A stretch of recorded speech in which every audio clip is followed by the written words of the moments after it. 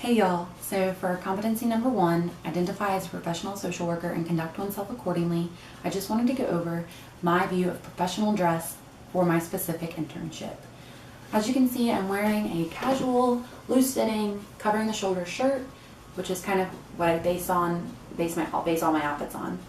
I have some black slacks on, and I usually wear comfortable, closed-toed shoes as well. And the reason I dress down, and interns and staff do as well, is because we want to meet the clients where they're at, and they're not dressed to the nines, so we don't believe that we should either. So this was kind of the dress code coming in, and we stuck with it, and this is what I base all of my outfits on. As well as this, we also wear name tags, which you'll see the whole outfit and my name tag in a picture before this video and after.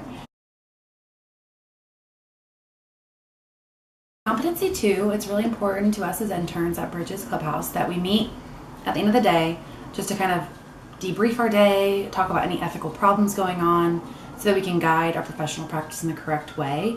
This is where we work out our ethical dilemmas, such as when we wrote the paper.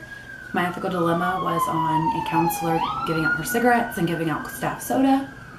And it's at this meeting that I was able to balance what I should do and kind of use that decision-making model to come up with a solution. For competency number 3, I was able to sit in on an assessment with a new client and our clinical director. He performed the assessment, but I was given a blank sheet or assessment sheet in order to fill out my own notes, have my own thought process, and in the end, once the client left, we were able to compare our notes, see what we scored the same. There's a section for like appearance and how they look and talk and are acting that day. So it was kind of cool to be able to see what he put and see what I put. And if things were way off, he was able to give me some feedback on that. For competency number 4, engaging diversity and difference in practice, I was able to use what we've learned in 483 and apply that personal values worksheet in my practice. Without doing this, I wouldn't have been able to see the values I hold about certain issues or topics, or even my bias towards the mental health population, because I've never worked with them before. And by meeting new clients every day, which is the majority of our time is client interaction, I have been able to see diversity and difference and appreciate it while also eliminating the influence of my personal values and biases. So for competency number 5, I kind of took it on a more micro level, individual based.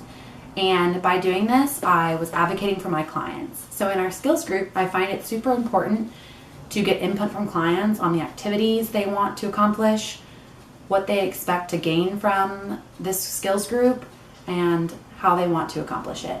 So, for example, I took over a canteen group one day, and with this, I sat down with everyone and I wanted to advocate on their behalf for what they thought that they should sell, how much they should sell it for in order to gain a profit, and what they wanted to get at the grocery store. And this way I was able to take it back to their counselor, give the ideas to her so that they could have input on what they do in group.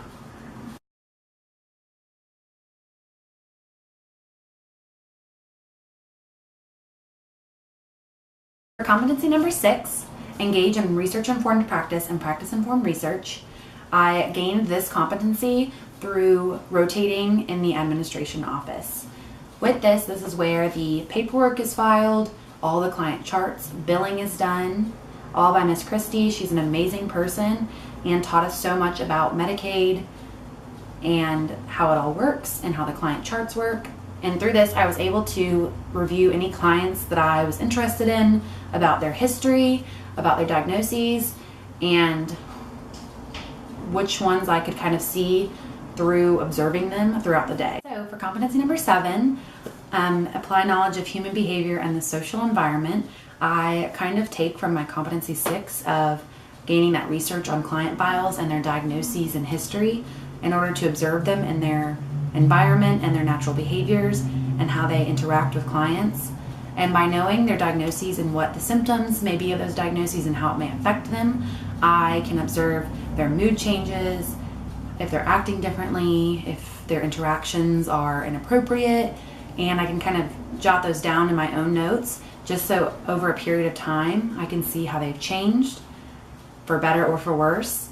And especially when our field instructor is asking us if we observed anything, it's really important for her. She doesn't have 10 eyes for us to be able to tell her any observations that she can write that down so she can make note of it if it is her client, or give it to another counselor.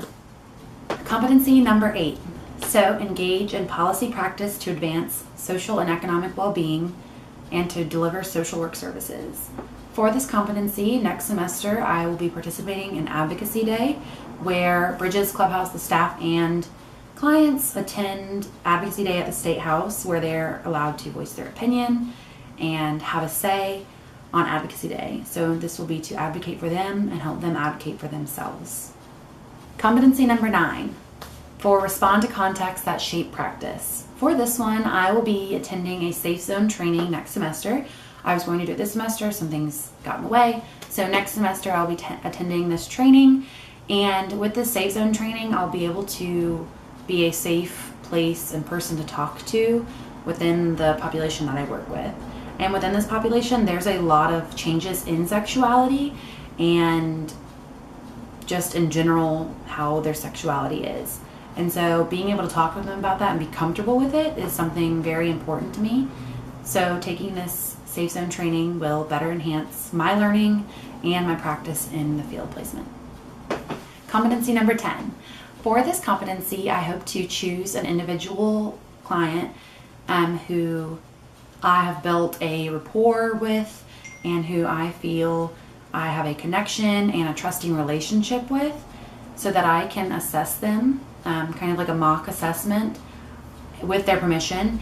And with this, I will be able to engage, assess, intervene, and evaluate this individual and kind of practice the skills that I've learned in class and at my field placement.